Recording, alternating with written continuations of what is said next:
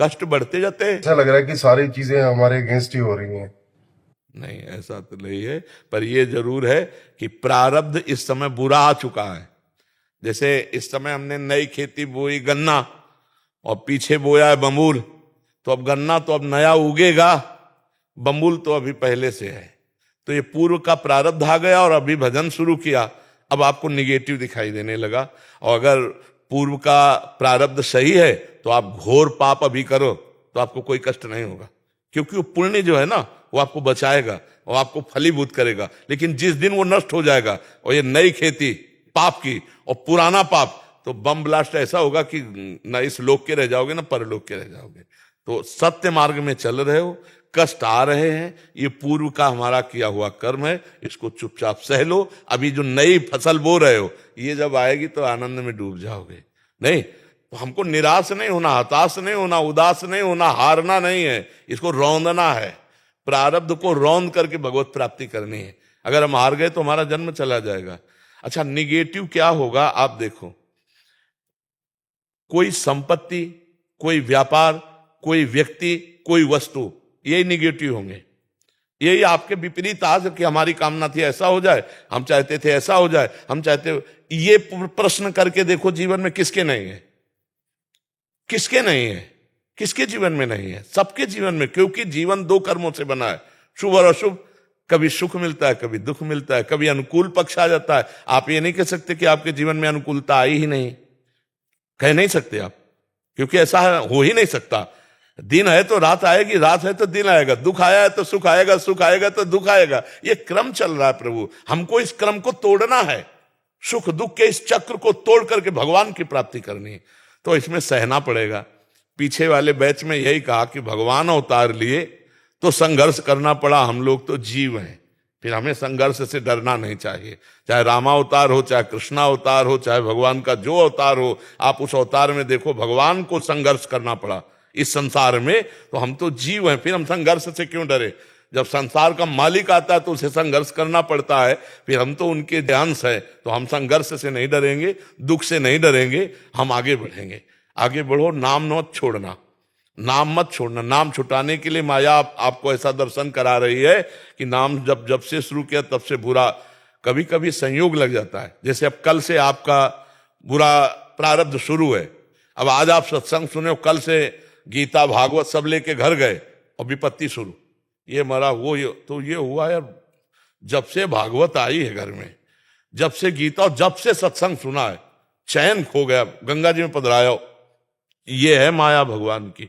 अब वो संयोग नहीं जाना, अब आपने फ्रॉड किया, गलत किया, असत्य किया, अधर्माचरण किया, और आपका संयोग लग गया पुण्य का, और आपका अच्छा अच्छा होने लगा, आपने यार बाजी जीत गए। ये माया का खेल है, इसको समझना होगा। ये अगर समझ, ये रहस्य रघुनाथ कर बेग ने जाने कोई, और जो जाने रघुपति कृपा तो सपने मोह न हो। बहुत बढ़िया चलो, नाम जप करो, अच्छे आचरण करो, और बुरे आचरणों का जो हमें फल मिले उसे भोग लो, तो आगे जो आएगा वो बड़ा मंगलमय आएगा। और अभी नाम छोड़ दोगे तो फिर वही आचरण है, तो हमारी नई खेती फिर बर्बाद हो जाएगी। और पता नहीं मनुष्य शरीर मिले कि ना मिले भाई, बड़ा दुर्लभ है मानो दे। तो हमें लगता है राधा राधा तो बोलते रहो, चाहे दुख में हो चाहे सुख में हो, आगे बड़ा मंगल होगा।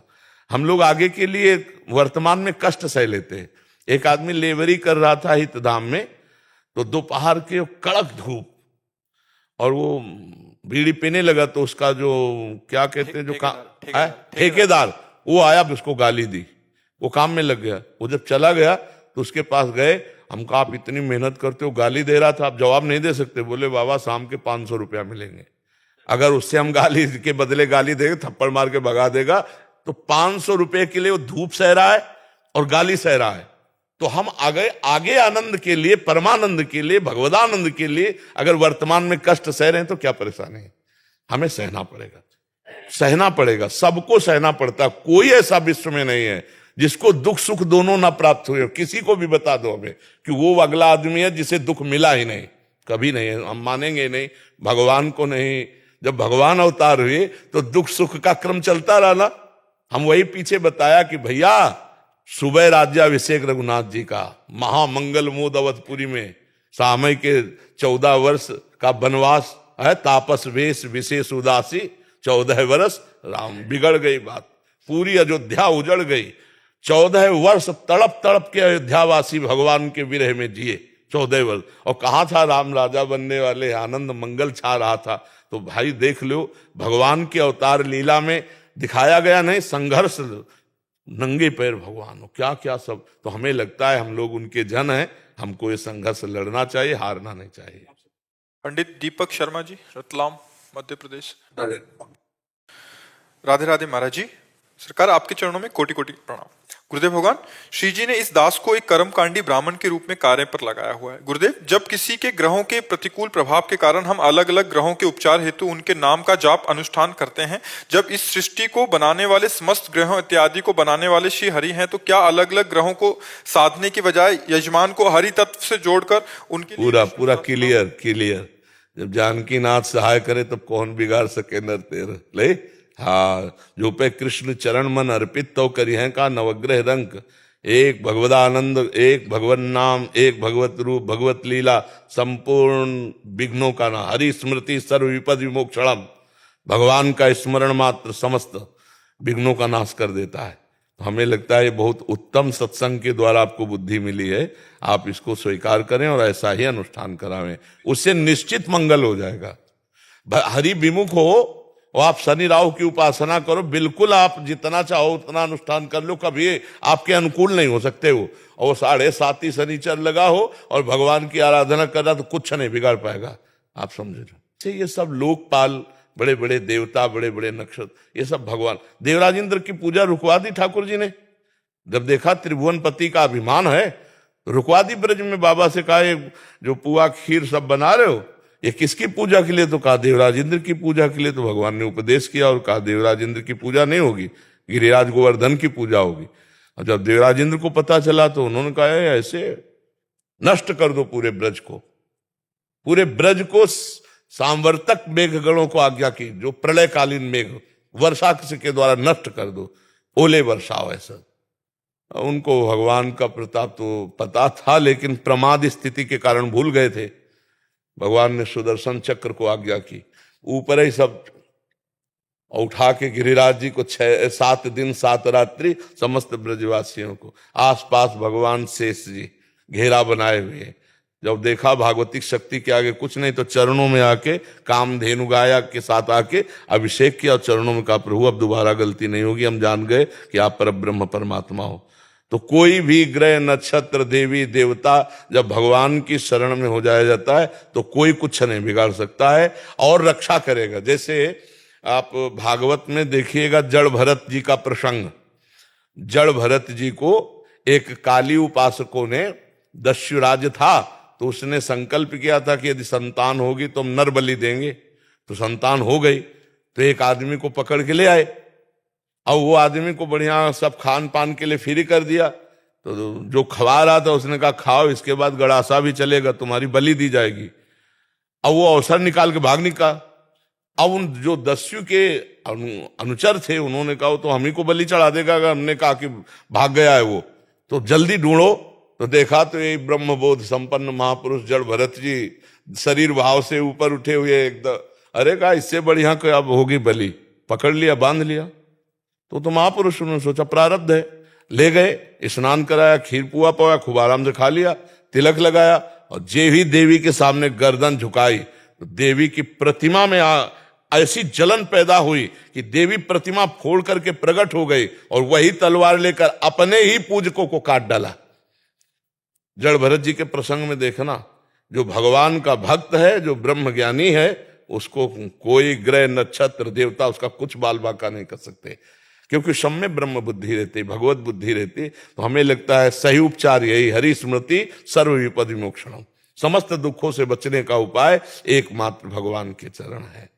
हाँ, चरणों का चिंतन करना ही समस्त दुखों से मुक्त होना है। ऐसे भगवान से विमुख रहो, चाहे जितना आप किसी को अनुकूल करने की कोशिश करो, कोई जा पर कृपा राम की हुई ता पर कृपा करे सब कोई, यह सिद्धांत समझ ले।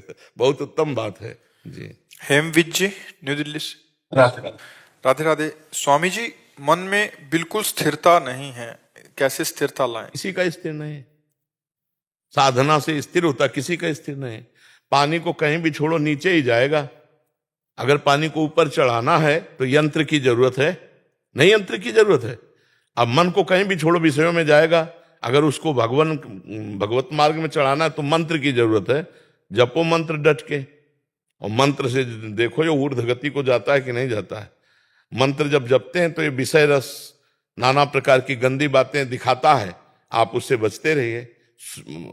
जैसे बाजार में जा रहे हो, अपनी चीज से मतलब पूरी बाजार खुली है तो मन पूरी बाजार लगा देगा, ये भोग, ये बात, ये बात, ये आपको कोई पसंद मत करो, चुपचाप भजन करते रहो, सब डिलीट होता चला जाएगा, ऊर्ध्व गति होगी मन की। अब इसके लिए मेहनत करनी पड़ेगी, अपना प्रयास और गुरु कृपा दोनों से मन एकाग्र हो जाता है। ऐसा नहीं कि एकाग्र नहीं हो जाता, जैसे जैसे मन निर्मल होगा वैसे वैसे एकाग्र होता चला जाएगा, जैसे जैसे मलिन होगा वैसे वैसे चंचल होता चला जाएगा। तो नाम जप करो, मंत्र जप करो।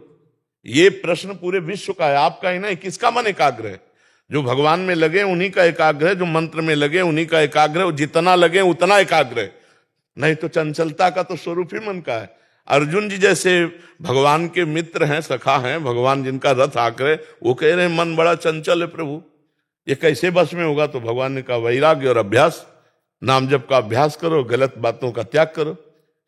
गलत बातें जो आ रही हैं, गलत क्रियाएं तभी होती हैं जब गलत बातों की स्वीकृति करके हम संकल्प करते हैं तो क्रिया बन जाती है। हम बातें ही नहीं स्वीकार करते तो संकल्प ही नहीं बनेगा, क्रिया ही नहीं होगी। तो ये हुआ वैराग्य, और नाम जप कर रहे हैं, मंत्र जप कर रहे हैं, अभ्यास अपने आप अचंचल हो जाएगा, स्थिर हो जाएगा, निर्मल हो जाएगा। समझ पा रहे हो आप? नाम जप के बिना भाई नहीं होगा। नाम जप दवा है, पक्की दवा है, मन को शांत करने के लिए, डिप्रेशन से मुक्त होने के लिए, भव समुद्र से पार होने के लिए, ब्रह्मबोध के लिए, प्रेम के लिए, जो चाहो वो सब प्राप्त कर सकते हो। नाम, हम जीवन का सार अपनी बात बता रहे, नाम पकड़ पाओ तो पकड़ लो, नाम जप करो, सब ठीक हो जाएगा। करके देख लो, एक बार ये भी खेल के देख लो ना। सब लोग कहते हैं कि सब करके मन भागता है जाप करने में, कोई परेशानी नहीं है। हम बिना बताए आपके आग छुआ दे, जलोगे ना? जान के छुओ तो जलोगे, अनजान में छुओ तो जलोगे, या कोई दूसरा छुआ दे तो जलोगे। क्यों? क्योंकि उसमें दायिका शक्ति है। आप समझ रहे ना, अग्नि में दायिका शक्ति है। ऐसे विष में मारण शक्ति है। प्यार से पी लो तो, कोई धोखे से पिला देते तो आपको मरोगे ना। ऐसे अमृत में, वो अमृत तो है तो प्यार से पियो, या जैसे भी, ऐसे नाम में तारण शक्ति है। नाम भगवत प्राप्ति कराने में समर्थ है। भाव कुभाव अनख आलसहु, नाम जपत मंगल दिशि दसहु। दसों दिशाओं में उसका मंगल होगा, चाहे भाव हो, कुभाव हो, अनख हो, आलस्य हो, कैसे भी हो, मन लगे ना लगे, उसमें सामर्थ्य है, तारण शक्ति, वो आपका परम मंगल कर देगा।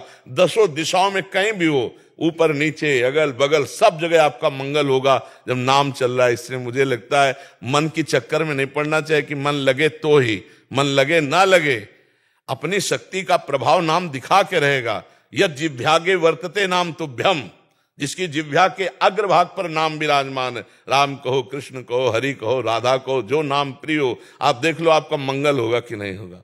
हम अपने विश्वास से कहते हैं, अपने जीवन भर के अनुभव से कहते हैं, महापुरुषों के अनुभव से कहते हैं कि नाम के बिना मंगल नहीं हो सकता। नाम के बिना मंगल नहीं हो सकता, गर्जना करके कहते हैं। हाँ, जो ये तो हमारा जीवन धन है, हमारा प्राण है, हमारा सर्वस्व है। पर हम इसलिए कह देते हैं कि रुचि विभिन्नता के कारण किसी के ऊपर ऐसा नहीं। अगर कोई राम जपता है तो वही राधा है, वही राम है। कोई कृष्ण जपता है, कोई शिव जपता है, कोई माँ जपता है, हमारी दृष्टि में भेद नहीं। पर अगर हमसे पूछो तो हमें जो गुरुदेव ने दिया है वो राधा नाम मेरा जीवन सर्वस्व है। हाँ, राधा नाम, राधा राधा राधा, ये हमारा जीवन है, यही हमारा प्राण है। राधा नाम है जीवन हमारा, पूरा जीवन का वृंदावन धाम नवनिवृत्त निकुंज सब कुछ इसी राधा नाम से प्राप्त है। राधा नाम सुधा रसम रसितुम जिह्वास्त्र में विह्वला, राधा राधा राधा राधा, ये सर्वस्व है। अब जैसे कोई भगवान नाम और जप करता है तो मेरे भगवान के अनंत नाम है, सब नामों में सब में सामर्थ्य, तारण शक्ति, सब में ज्ञान शक्ति छुपी हुई है। जो नाम जप करो उसी से सब प्राप्त हो जाएगा। पूरा जीवन श्री जी को सेवा में, राधा बाग श्री जी का, वहीं रहना विरक्त भाव से, जल पुष्प और सब श्री जी की सेवकाई में पूरा जीवन जो है, अब वृद्धावस्था है, पूरा जीवन लाडली जी महाराज की सेवा में लगा दिए। घर परिवार से किसी भी तरह का कोई संबंध नहीं, कोई मतलब भगवान की बड़ी विशेष कृपा होती तब ऐसे जीवन अर्पित, और बड़ा फक्कड़ जीवन, मतलब न एक ईंट रखवाए न एक रुपया, पूरा जीवन भिक्षावृत्ति से जीना और लाडली जी की सेवा करना। अब तो वृद्ध शरीर हो गया। ललित सिंह जी जयपुर से। राधे राधे। राधा वल्लभ श्री हरिवंश महाराज जी दंडवत प्रणाम। महाराज जी, प्रेम प्राप्ति में सुख की आशा बाधक क्यों है? क्योंकि सुख देह धर्म से युक्त है और प्रेम भागवत धर्म से युक्त है। समझते हो? प्रभु से प्रेम होता है तो प्रेम गलियति सांकरी तामे दोनों समाये। प्रेम में दो वृत्तियां नहीं चल सकती, अपना सुख और इष्ट का सुख नहीं चल सकता।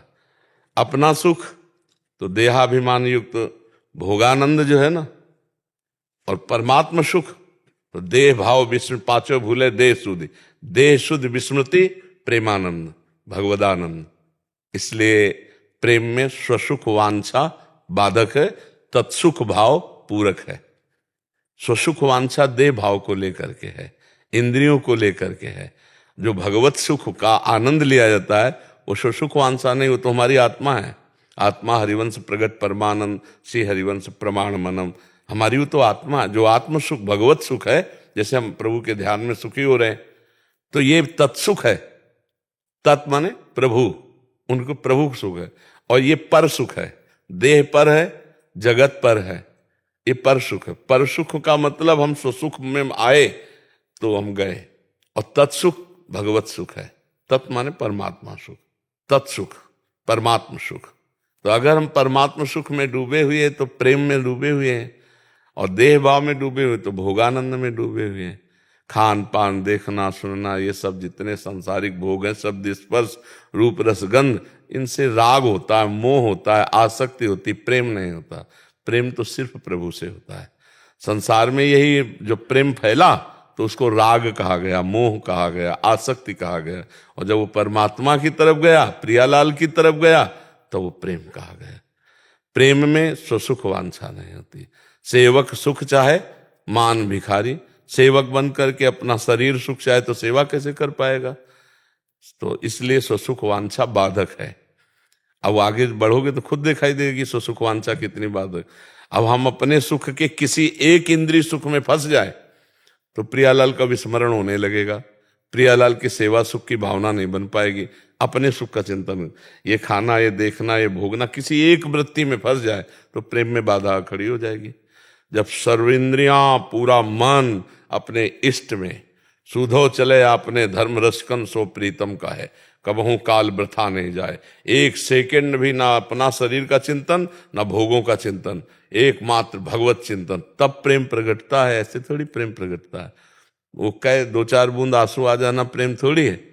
प्रेम का मतलब है आठों पहर अपने इष्ट के चिंतन में बढ़्यो आनंद मोद सबके, महाप्रेम सुरंग रंगी, और न कछु सुहाय तिनको जुगल सेवा सुख पगी, निशिदेव से जानत नाहि सजनी, एक रस भींजी रहे गोप गोपिन आदि दुर्लभ, ते सुखे दिन प्रति लहे। बढ़्यो आनंद मोद सबके, महाप्रेम सुरंग, महा आनंद महाप्रेम प्रिया जी के चरणों से है। पर वहां तक पहुंचने के लिए पहले दूरादपास से स्वजनान, पहले अपने पारिवारिक सुखों का त्याग करे, फिर अर्थ के द्वारा प्राप्त करोड़ों प्रकार के सुखों का त्याग करे, फिर साधना के द्वारा प्राप्त सुखों का त्याग करे, तब प्रियालाल के सुख को प्राप्त होता है। दूरादपास स्वजनान सुखमर्थ कोटिम, सर्वेषु साधन वरेषु चिरम निराशा, वर्षंत में सहजाद्भुत सौख्य धाराम, श्री राधिका चरण रेणु मनुस्मराम। अब देखो, जैसे प्रियालाल की आप भक्त हो तो भगवत चर्चा हो रही है, अब यहाँ कोई विषय चर्चा करने लगे तो आपका मन जाएगा? नहीं जाएगा ना। एक एक इंद्री संभल गई। ऐसे हम प्रियालाल का ध्यान कर रहे हैं, हमारे सामने कोई कितना भी प्रिय आवे अच्छा नहीं लगेगा। ऐसे हम प्रियालाल का उच्छिष्ट पा रहे तो हमें कोई अन्य भोग नहीं। ऐसे संपूर्ण इंद्रियां प्रियालाल में लग जाए तो सुख वांछा कर, फिर क्या सुख नहीं मिलता? क्या अपार सुख मिलता है। वो भगवत सुख है। विषय सुख त्याग की बात कही गई, समझ रहे हैं आप? विषय सुख का भोगने वाला भगवत प्रेम में नहीं जाता है। जो नहीं खान पान ते भावे है, नहीं कोमल वसन सुहावे है, सब विषय लगे ते खारा है, हरि आशिक का मग न्यारा है। नारायण हरि भजन में पांचों न सुहात, विषय भोग, निद्रा, हंसी, जगत प्रीति, बहुबात, ये अच्छा नहीं लगता प्रेमी जनों को। अपने आप से सुख वांछा का नाश हो जाता है। अब खूब चाहे खान पान सुख चाहे अपने, तिनको प्रेम छुअत नहीं सपने। जो हमें अच्छे अच्छे भोग मिले सर वो ये प्रेमी नहीं, ये विषयी पुरुष है, भगवान की आड़ में वासनाओं का खेल खेल रहा है। समझ पा रहे आप जी। जगते भयो फिरे वैरागी, तब वृंदावन रस में अनुरागी। प्रियालाल के प्रेम में तब जब संसार का राग हटे तभी तो। अगर संसार के राग में फंसा है तो फिर प्रेम नहीं। समझ पा रहे आप? कोई संशय? जब प्रेम में अष्ट विकारों का होना आवश्यक है। भैया जब बुखार आ जाएगा तो सारे लक्षण आ जाएंगे। वो होना क्या, करना पड़ता है क्या? विकारों का जो अष्ट विकार प्रेम के हैं वो विकार तो नहीं, वो तो निर्विकार है, पर उनको कहा जाता है अष्ट सात्विक भाव कहे जाते हैं उसमें जो आता है। तो जब बुखार आएगा तो उसके लक्षण नहीं आ जाएंगे, तो जब प्रेम आएगा तो उसके लक्षण अपने आप आ जाएंगे। ये मतलब कोई हमारी क्रिया थोड़ी है, वो तो स्थिति है। जब प्रेम आता है तो प्रेम का स्वभाव होता है, वो एक भी कामना नहीं रहने देता। कामना रहितम, माया के 3 गुण है, गुण रहितम, सूक्ष्मतरम, अनुभव स्वरूपम, प्रतिक्षण वर्धमानम। ये प्रेम का लक्षण है। जहां प्रेम आया तो रुदुस्वरम राजन, वो भगवान के लिए रोता है, कभी नाचता है, कभी गाता है, कभी हंसता है। छिन छिन रुदन करंत, छिन गावत आनंद भरी, छिन छिन हार हसंत, ये जो कृपा हरिवंश की। छिन छिन विहरत संग, छिन छिन निरखत प्रेम भरी, छिन जस कहा। तब अब स्थिति आ गई तो अपने आप कभी रोमांच हो रहा है, कभी कंपायमान है, कभी रुदन कर रहा है, कभी एक अलौकिक दशा में बैठा हुआ, बाहरी कोई प्रेम का लक्षण नहीं, अंदर भाव समाधि लगी हुई है। ये सब स्थिति में होता है। उसमें थोड़ा है कि अष्ट सात्विक विकार करना पड़ता है क्या, ये तो फिर नाटक हो जाएगा। वो होता है, वो स्थिति होती है उसकी। समझ पा रहे हैं आप जी? नवीन ठकराल जी। राधा वल्लभ श्री हरिवंश महाराज जी। महाराज जी, साधक संजीवनी जी के एक अध्याय में एक श्लोक में व्याख्या में बोला है कि ब्रह्म को निर्गुण निराकार, परमात्मा को सगुण निराकार और भगवान को सगुण साकार बताया। महाराज जी, ब्रह्म, परमात्मा और भगवान में क्या अंतर है, इसके बारे में? वाटर, पानी, तोय, जल, इनमें क्या अंतर है? बस इतना है। योगी उसे परमात्मा कहते हैं, ज्ञानी उसे ब्रह्म कहते हैं, भक्त उसे भगवान कहते हैं और प्रेमी जन उसे लाडले कहते हैं। हमारे लाडली लाल की जय। तो यहाँ भगवान भी नहीं कहते, यहाँ तो प्यारे राधा वल्लभ लाल की जय, प्यारे बांके बिहारी लाल की जय, प्यारे राधा रमण लाल की जय। ऐसा यहाँ नहीं कहेंगे भगवान राधा वल्लभ लाल की जय। ऐसा कहेंगे तो समझ लेना बाहरी है, वो अपने वृंदावन का प्रेमी नहीं है। यहाँ तो लाल कहा जाता है, लाडले कहा जाता है, लाडली जो कहा जाता है। तो उन्हीं को ज्ञानी जन ब्रह्म कहते हैं और योगी जन परमात्मा कहते हैं और भक्त जन भगवान कहते हैं और प्रेमी जन प्रीतम कहते हैं। कोई अंतर तो नहीं, आप समझ गए? अरे एक सवाल था, जैसे कहते परमात्मा सगुण है, तो सगुण तो हम मानते हैं सद। आप हमारी बात समझिए। जाकी रही भावना जैसी, प्रभु मूर्ति देखी तिन तैसी। वो निराकार तो निराकार समझ में आएगा, वो साकार तो साकार समझ में आएगा, वही स्त्री पुरुष तो स्त्री पुरुष समझ में आएगा, जड़ चैतन्य तो जड़ चैतन्य समझ में आएगा, वो पापी तो पापी समझ में आएगा, वो निष्पाप तो निष्पाप समझ। जैसा तुम देखना चाहो वैसा वो दिखाई देता है। जाकी रही भावना जैसी, प्रभु मूर्ति देखी तिन तैसी। वो क्या है, आज तक कोई निर्णय नहीं कर पाया, बस अपनी अपनी मति और गति तक वो समा गया। वो अथाह समुद्र है, आज तक कोई उसका निर्णय नहीं कर पाया कि वो ये है। वेद कहते हैं नेति नेति।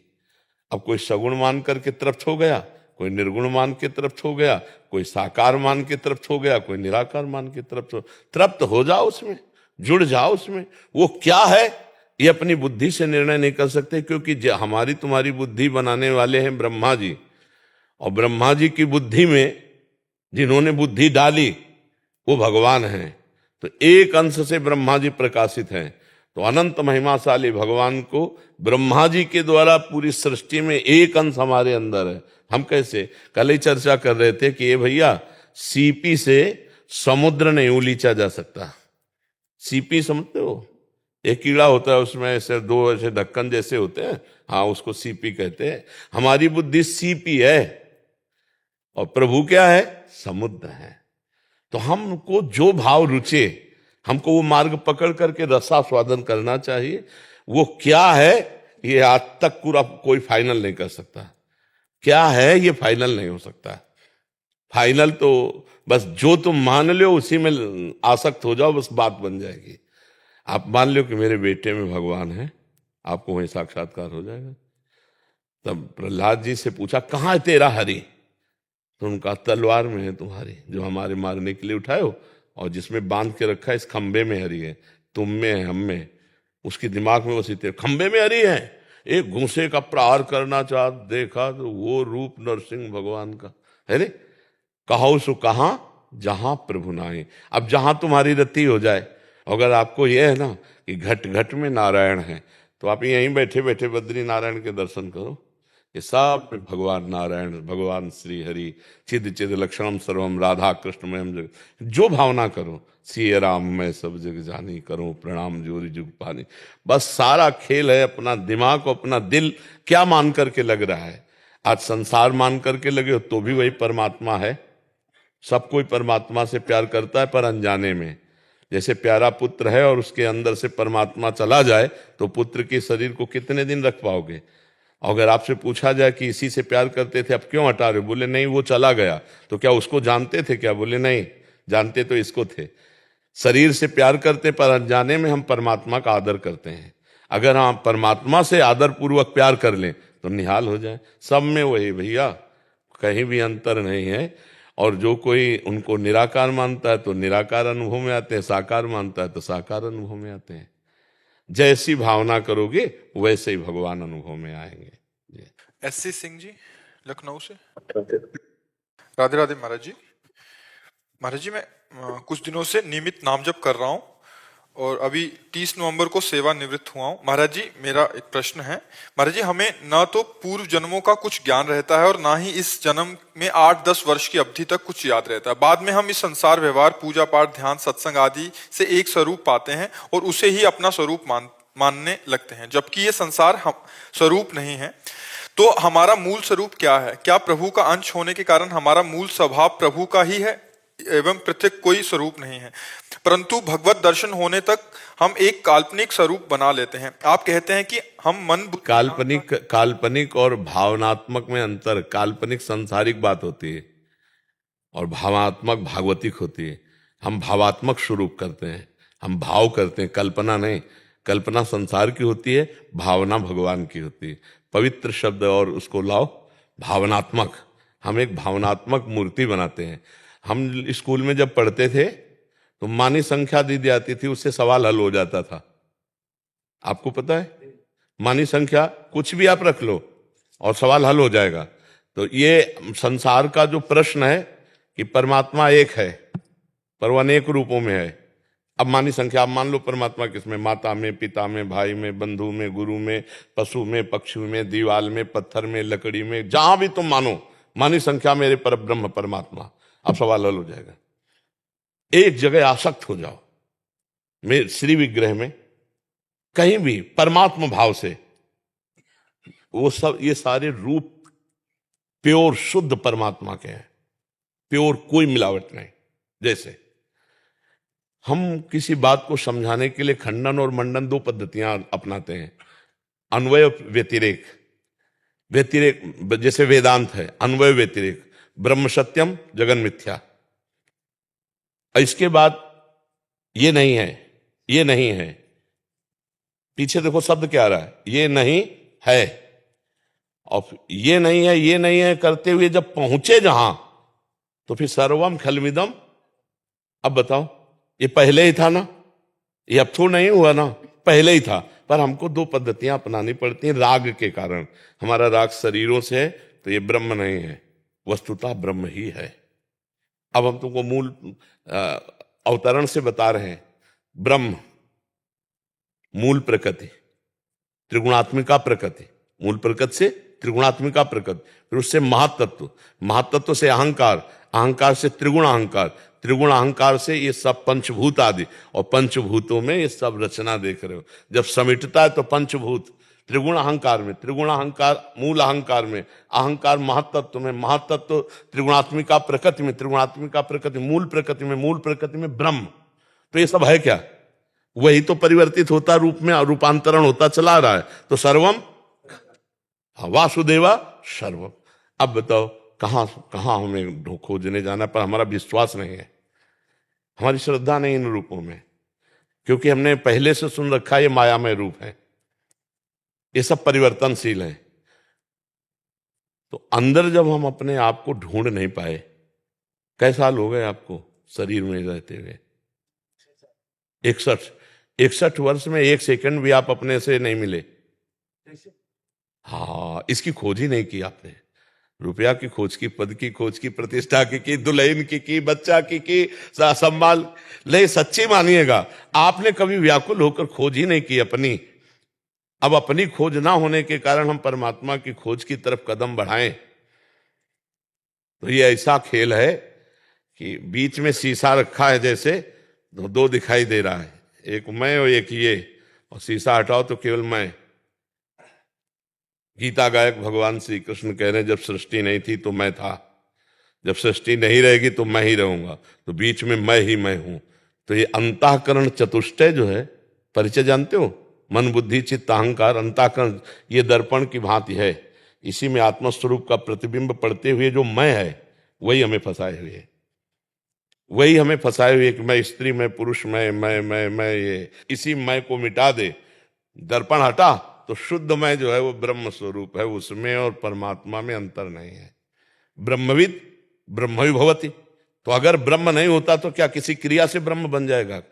गोस्वामी जी कह रहे जानत तुम्हें हो जाए, तो पहले से ही वही था, उसमें कोई परिवर्तन होता क्या? आत्मस्वरूप अपरिवर्तनशील है, वो चैतन्य घन है, वो एक रस है, वो चिदानंद है।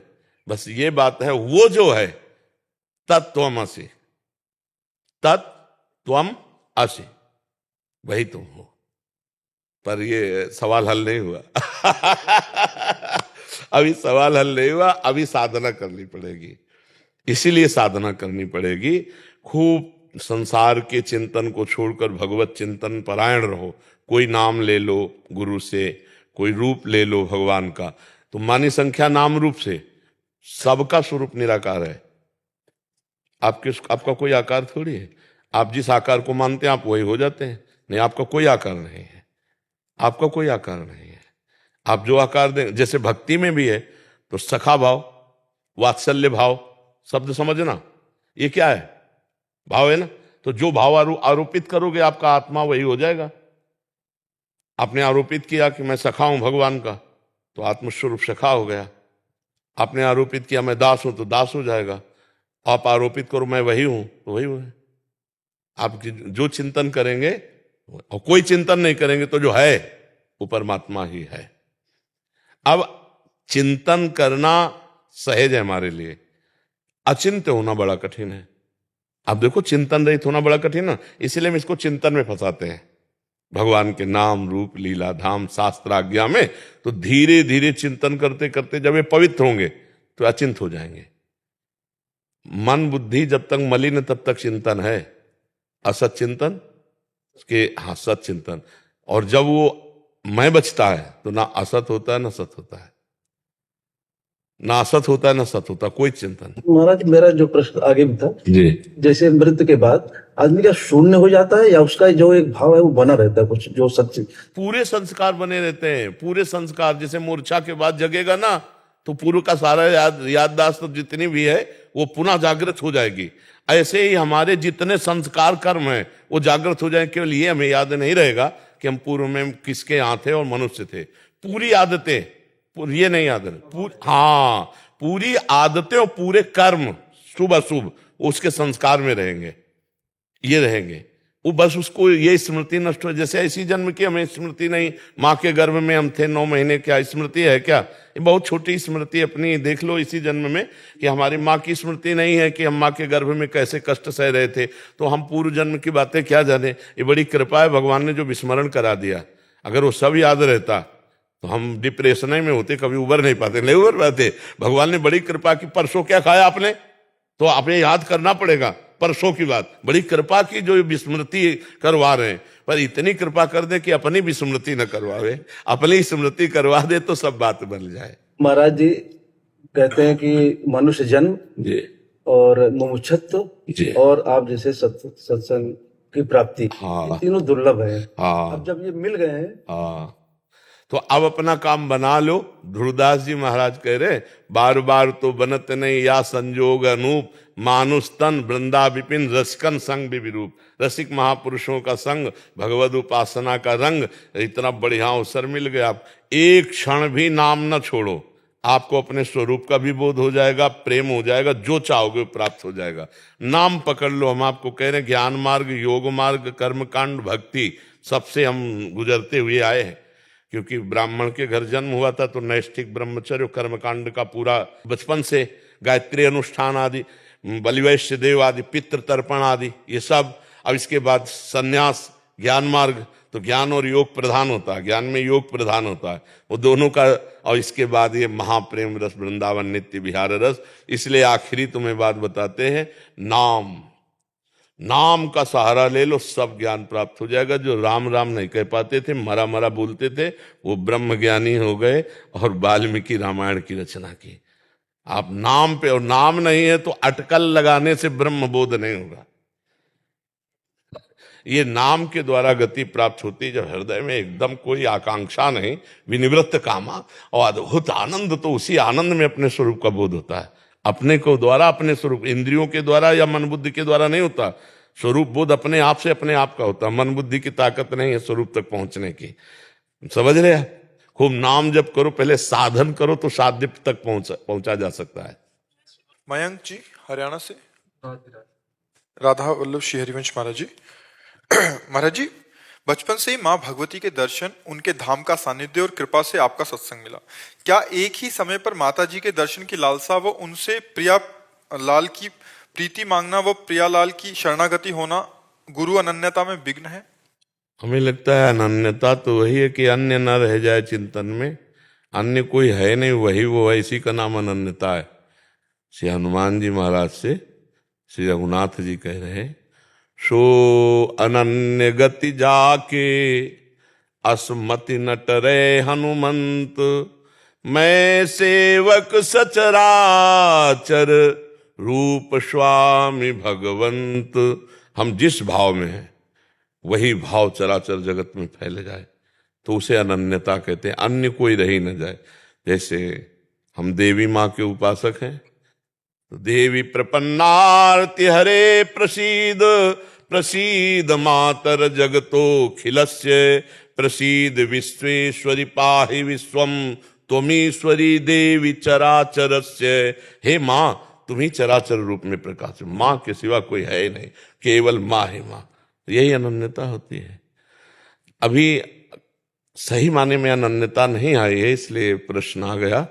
नहीं, कृष्ण में काली, काली में कृष्ण, रामकृष्ण परमहंस जी। माँ काली में ही सब कुछ अनुभव कर लिया, क्योंकि वो एक ही परम तत्व है ना। वो रूप विविध धारण किए हुए पर तत्व एक है। ये बात जान गया, सो अनन्य हो गया।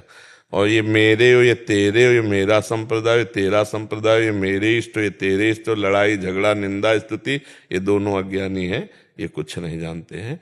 जो जानता है तो ये है कि ये क्रूरा अपि पापिनो न च सताम संभाष्य दृश्यास्ते सर्वानुवस्तुतया निरीक्ष परम स्वाराध्य बुद्धिर्मम। क्रूर दुष्ट पापी नीच जिससे संभाषण भी नहीं किया जा सकता, ऐसे पुरुष के भी हृदय में मेरे प्रभु विराजमान हैं और उनको नमस्कार कर। जड़ चेतन जग जीव जत सकल राम में जान। बस उच्च कोटि की अनन्यता यही है। अब छोटी मोटी बातों की अनन्यता हमारी समझ में नहीं आती है। नहीं, मेरा मंदिर तेरा मंदिर, मेरी उपासना तेरी उपासना, मेरा मेड़ ये तेरी मेड़, ये हमारी समझ में नहीं आती। सब नीली छतरी के नीचे रह रहे हैं, मेरी मेरी मेरी। तो इसका मतलब अज्ञान ही है, हम उसे ज्ञान नहीं मानते। सच्चा ज्ञान ये है, बढ़ाओ अपने भाव को और पूरे विश्व को समेट लो अपने हृदय में। सब मेरे, कोई झगड़े नहीं रहे, सब मेरे। और प्रायः ऐसी अनन्यता न धारण करना चाहता है कोई, न धारण करने की योग्यता है। जहां देखो वहां मेड़ की बात हो रही, मेड़ बात रखे, ये वो बस कुछ नहीं। लड़ाई झगड़ा निंदा स्तुति सब ये जिधर देखो उधर कूड़ा करकट दिमागों में फैल रहा है। अनन्यता के नाम पर कट्टरता और एक दूसरे की निंदा स्तुति, इसे अनन्यता आना हमारे शास्त्र में कही गई है। विद्या विनय संपन्ने ब्राह्मणे गविहस्तनी सुनी चय सुपाके चा पंडिता समदर्शिना। विद्या विनय संपन्न ब्राह्मण में, गाय में, कुत्ते में, चांडाल में, सब में, हाथी में एक ही परमात्मा को जो देखता है वही सच्चा देखता है, वही ज्ञानी है, उसी की दृष्टि है। तो शास्त्र क्या कह रहे हो, हम क्या समझ रहे हैं? तो भला अनन्यता को कैसे समझ पाएंगे हम? अनन्यता को समझने के लिए हमें महापुरुषों की चरण रज का सेवन करना पड़ेगा, उनकी बात समझनी पड़ेगी, वैसे चलना पड़ेगा। यह अध्यात्म है, तब समझ में आता है। आप समझ पा रहे हैं जी? एक प्रश्न हो कि मतलब कि ये जो है तो हमारा जैसे मन करे का है चलो बाबा के मिलिया में अपने, तो जैसे ही मतलब कि इच्छा होए का है तो जाए कोई ना कोई परेशानी होए, जैसे कि अब के लास्ट में जब आएगा अब के जब जाके पसली में लग गई तो ये आई ना पाई हो कि मैं कितना बड़ा कपटी हूँ, तो वो दिक्कत रह रही है। पर हम ये जरूर कहते हैं कि जब हम सत मार्ग में कदम उठाते हैं तो कुछ न कुछ विघ्न हमें रोकना चाहते हैं, तो हमें विघ्नों से हारना नहीं है और इसको इस तरह लेना चाहिए कि जैसे पसुली पे लगा तो हमारी बहुत बड़ी कोई अंग टूटने वाला था तो हमें थोड़ा सा झटका दे दिया, क्योंकि हम सत मार्ग में जाना चाहते थे। हम संत दर्शन या भगवंत दर्शन, ये बड़े सौभाग्य का विषय होता है। संत दर्श को चालिए तज माया अभिमान, एक एक पग में कह रहे हैं कोटिन यज्ञ समान। संत मिलन को चालिए तज माया, जीव जीव पग आगे पड़े तो कोटिन यज्ञ समान। तो भगवान और भगवत प्रेमी संतों के भाव में जाने के लिए अगर कोई विघ्न पड़े तो उसको निगेटिव कभी न ले कि यार जब जब सोचते हैं बाबा के लिए तभी खतरा हो जाता है, तो सोचा ही मत ही ऐसा ले। बाबा लोगों का कितना भी भला करो तो बुराई लास्ट में मिलती है, ऐसा क्यों? देखो इसमें भी थोड़ा सुधार कर लो कि नेकी कर दरिया में डाल। नेकी करने वाले से धन्यवाद लेने की इच्छा मत रखो। अगर धन्यवाद लेने की इच्छा रखोगे तो दुखी हो जाओगे। ये संसार है, तुम पानी पिलाओगे और बाद में तुम्हें जहर पिलाने की सोचेगा, ऐसा संसार है। पर हम अपना कर्तव्य करें। जैसे एक बिच्छू गंगा जी में बहती जा रही थी तो एक साधु ने निकाला तो उसमें मारा, फिर गिर गई, फिर निकाल ले। तो एक आदमी ने कहा जब मारते तो क्यों निकाल ले? तो उनका उसका स्वभाव है बिच्छू का, हमारा स्वभाव साधु स्वभाव, हम निकाल के रहेंगे चाहे जितना मारे। तो जैसे आप लोग भगवत पार्षद हो, दूसरे का हित कर रहे हो, तो उनका स्वभाव अगर दुष्ट है तो आपके प्रति दुष्टता का ही व्यवहार करेंगे। आप प्रसन्न भाव से सह जाओगे तो आपको श्री कृष्ण कृपा मिलेगी। स्वर्णिमा मिश्रा जी प्रयागराज से। राधा वल्लभ श्री हरिवंश महाराज जी, आपके चरणों में कोटि कोटि प्रणाम। महाराज जी, भक्ति किसी दूसरे देवी देवता के प्रति हो और जिन्हें गुरु रूप में स्वीकार करना चाह रहे हैं वो किसी अन्य देवी देवता का नाम की दीक्षा दे रहे हो, तो ऐसी परिस्थिति में गुरु दीक्षा हेतु क्या करें? नहीं लेना चाहिए। इष्ट मिले और मन मिले, मिले भजन रस रीति, तहा निशंक है मिलिए, तासों कीजे प्रीति। हमारा मन राम जी के चरणों में, हमको कोई और मंत्र दे तो रुचि नहीं रहेगी ना, और रुचि ही भगवत प्राप्ति कराती है। हमारी रुचि अगर संसार में है तो संसार का विषय आनंद, प्रभु में है तो भगवतानंद। अब हमारे प्रभु के विविध अवतार हैं, विविध रूप हैं, विविध लीला हैं, तो अगर हमारा जहां आसक्ति हो हमें कोशिश करना चाहिए उसी आसक्ति से युक्त गुरु की प्राप्ति। इष्ट मिले और मन मिले, मिले भजन रस रीति। अगर ऐसे अनजाने में प्रवचन सुना और गुरु मंत्र ले लिया और फिर बाद में आप उन पर मंत्र पर नाम पर दो कि हमारी तो अमुक पर और ये तो अमुक उपदेश किए हमारा, अब फिर खिचड़ी मन हो गया, अब मतलब आपका भजन परिपक्व नहीं होगा, अपराध बन जाएगा। इसलिए हम कहते हैं जल्दी गुरु मत करो, पहले समझो क्या उपासना है, क्या इनका उद्देश्य है, क्या है। अगर हमारा मन नहीं मिल रहा है तो हम और संत देखें। बहुत से संत भगवान हैं जो हमारे उपासना के अनुकूल मिल जाएंगे। हमको अपनी उपासना के, अगर हम एकदम कोरे कागज हैं तो कोई बात ही नहीं है, किसी संत महापुरुष के शरण में लेके चल दे। लेकिन अगर अपनी रुचि बन चुकी है कि हमारी राम जी में रुचि है, हमारी श्याम जी में रुचि है या हमारी अमुक, तो फिर अपनी रुचि के पुष्ट करने वाले गुरुदेव को वरण करना चाहिए। उससे उपासना में बहुत रंग आ जाएगा। विपरीत चिंतन करने में बहुत कठिनता आ जाती है। समझ किसका प्रश्न है? तो आप समझ पा रहे हैं? हाँ, तो ऐसे ही संत का वर्ण करो, ऐसे गुरुदेव का वर्ण करो जो आपकी उपासना के अनुकूल आपको उपदेश दे सके। आयुष मल्होत्रा जी। राधे राधे महाराज जी। महाराज जी, अगर हार जाएं तो जीते कैसे? अपने ऊपर भरोसा कैसे करें? हमने तो हार कभी हार मानी नहीं, हजारों बार हार के अवसराय पर हार मानी नहीं, मुझसे जीत का एक इशारा माना।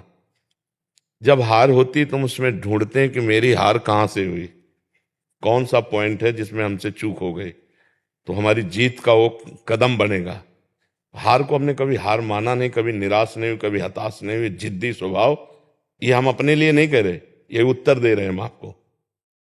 हाँ, हार को कभी हार मानना नहीं, निराश नहीं, उदास नहीं, हताश नहीं। हार गया तो मैं किस पॉइंट से हारा मुझे देखना है, मेरे अभ्यास में कमी हुई या मेरे अंदर प्रमाद स्थिति आ गई। हम इसे भाग्य नहीं मानते। भाग्य को तो झाड़ू लगा के कोने में रखना है, नहीं तो भगवत प्राप्ति भाग्य से नहीं होती।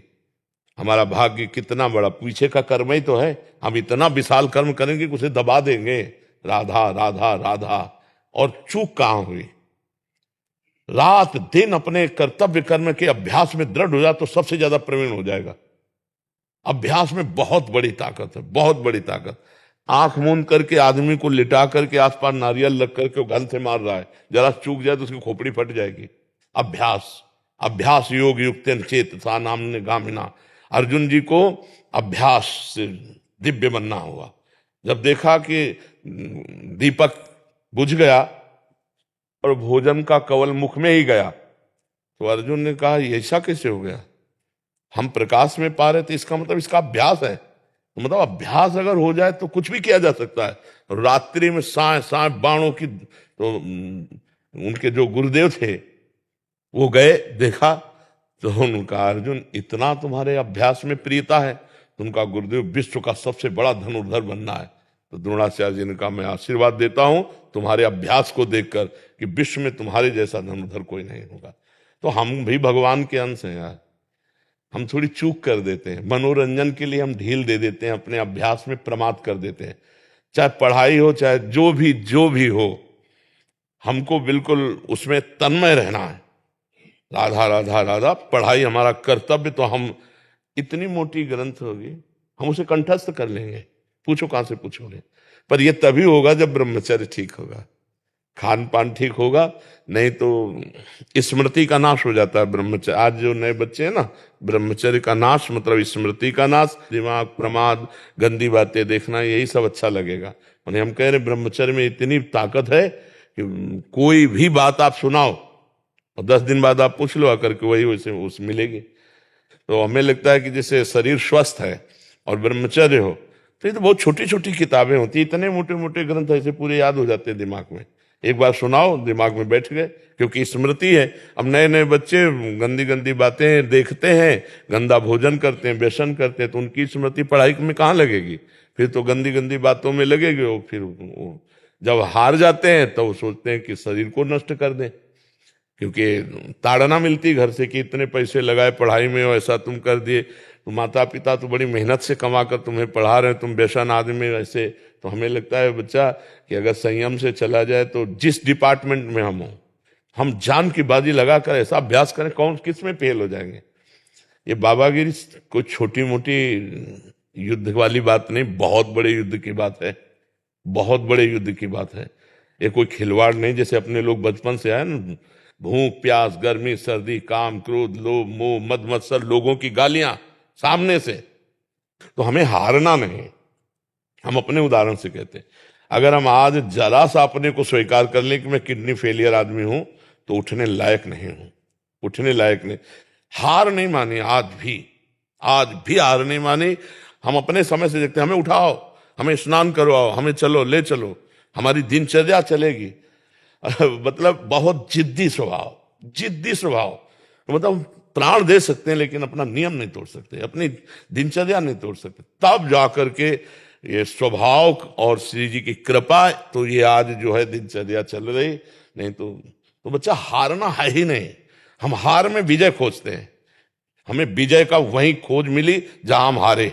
जहां हमें हारने की नौबत आई वहीं खोजा विजय। कहां से? तो सूत्र मिला, विजय का सूत्र मिला हार से। तो हार कोई बुरी चीज नहीं है, निराश नहीं होना चाहिए, हमारी और उछाल होगी। खिलाड़ी का गेंद जब ऐसे नीचे जाता है ना, तो ये ना समझे नीचे गया, वो नीचे से थपक मारेगा तो अपने लक्ष्य पे जाएगा। हम सब भगवान के हाथ के बाल हैं, हमको चिंता नहीं करनी है, बस हमें अभ्यास करना है और भगवान का चिंतन करना। कोई भी कार्य ऐसा दुर्लभ नहीं जो हम कर न सके। हम मनुष्य हैं, भगवान के अंश हैं, हमको हारना नहीं। 1000 बार हारेंगे तो भी हम दौड़ पड़ेंगे अपने लक्ष्य की तरफ। हार कर नहीं बैठ जाएंगे कि यार 1000 बार हार गए अब क्या जीतेंगे, नहीं नहीं, हम हार को जीत में बदलेंगे, तभी बात बनती नहीं। अगर ऐसे तो फिर आदमी बोले ये फसल नष्ट हो गई, हम फेल हो गए, हम हार गए, शरीर छोड़ने से वही 5 स्टार होटल थोड़ी रखा है, या आओ स्वागत है तुम्हारा, भूत प्रेत बनोगे और परेशान होगे। इसलिए बहुत हिम्मत करके, मनुष्य जीवन संघर्ष का जीवन है। हम तुम तो जीव हैं, भगवान के अंश है। जब भगवान राम जी अवतरित हुए तो आप उनके जीवन चरित्र को पढ़िए। सुबह होने जा रहा है राज्याभिषेक, जय जय मचने जा रही हो, सामय के 14 वर्ष का वनवास, और विशेष उदासी, तापस वेश विशेष उदासी, 14 वर्ष राम वनवासी। और क्या क्या कष्ट प्रभु को सहना पड़ा, नंगे पैर प्रभु ऐसे जंगल में जहां कांटे कंकड़, नाना प्रकार के जंगली जंतु, क्या क्या नहीं कष्ट सहा हमारे प्रभु ने। और वहां पे सिया जी का हरण हो जाता है, ये कितना भीषण युद्ध होता है, कैसे तो आप सोचो जब प्रभु का अवतार संघर्ष में, तो हमारा संघर्ष में लेगा। अरे हम भी तो उनके बच्चे हैं, जब हमारे पिता आते हैं तो उनका जीवन कितना संघर्षमय होता है। आप देखो कृष्ण जी का, देखो संघर्ष में अवतार हो रहा है। कंस के कारागार में राक्षसी पहरेदारों के अंतर्गत उस अंधेरी कोठरी में हथकड़ी बेड़ियों से जकड़े हैं वसुदेव और देव की, वहां पर ब्रह्म परमात्मा का अवतार, जिनका नाम समस्त बंधनों को काट देता है, वो पधार रहे कहा जहां हथकड़ी बेड़ी जकड़ी है। फिर देखो तुरंत चैन नहीं, इतने बालक जो हुए वो तो कंस ने मार डाले, अब इतने श्याम सुंदर को कम से कम भरनेत्र देख ले तो भय लग गया कि इतने सुंदर बालक को कहीं कंस मार दिया। तो बोले प्रभु हम आपसे इस बात की प्रार्थना करते कि हमारे इस भय को दूर करो। तो बोले भयभीत हो तो गोकुल छोड़े आओ। अपने प्राण प्यारे सर्व सुंदर बालक को दूसरी जगह छोड़ने के लिए विवश होना पड़ा। आप देखो भगवान वहां कितने दिन टिके ब्रज में, प्रगट लीला में 11 वर्ष, मथुरा से द्वारिका, क्या क्या, जो ही मथुरा पहुंचे तो कंस का वध कर दिया था। तो कंस का ससुर था वो जरासंध, अरे 21 अक्षौणी सेना लेकर के, महाभारत में तो 18 अक्षौणी, 21 अक्षौणी सेना लेकर के 17 बार आया। फिर काल यवन आया, 18वीं बार भगवान भागे थे रण छोड़ भगवान, क्योंकि कालियवन को मरवाना था मुचकुंद के हाथ से। फिर सरकार का अंतिम जो लीला हुआ बाण संधान करके। तो आप सोचो जब भगवान अवतरित हो रहे तो इस संसार में उनको संघर्ष सहना पड़ा, तो हम तुमको सहना पड़े। हमारे तुम्हारे सामने तो इतने संघर्ष है नहीं, आराम से खूब बुद्धि को भगवान में लगाते हुए संघर्षों से लड़ना है। हमें ये नहीं सोचना हाय हाय क्यों विपत्ति आ गई, नहीं, विपत्ति आई तो हमको उससे गुजरना है, हमको उससे निपटना है। भगवान ने यही अवतार लेकर के सिखाया है, हम धैर्यवान बने, बुद्धिमान बने। पर इसके लिए भगवान का भजन चाहिए, भजन नहीं है तो फिर रुपया पैसा से धैर्य नहीं आता है। ये विवेक रुपया पैसा से बाजार में नहीं मिलता, ये सत्संग और भजन से प्राप्त होता है। विपत्ति, दुख और हार को बर्दाश्त करके आगे बढ़ने का जो उत्साह मिलता है वो अध्यात्म से मिलता है, वो लौकिकता